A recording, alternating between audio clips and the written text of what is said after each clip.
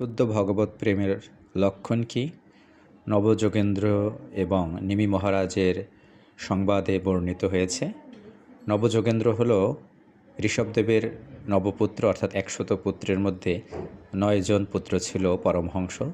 তাদের মধ্যে একজন কবি নিমি মহারাজকে এই ভগবত প্রেমের লক্ষণ বলছেন। তা শ্রীমদ্ ভাগবতমের 11তম স্কন্ধের 2য় অধ্যায়ের 40 নং শ্লোকে বর্ণিত রয়েছে।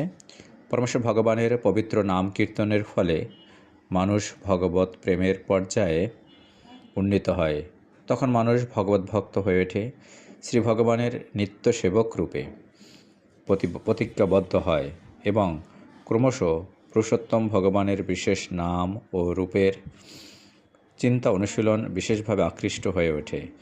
এইভাবে তার হৃদয় যতই প্রেমের ভাবোল্লাস বিগলিত হতে থাকে, ততই উন্মাদের মতো উচ্চ হাস্য কিংবা রোদন তথা চিৎকার করে শ্রী ভগবানকে স্মরণ করতে থাকে।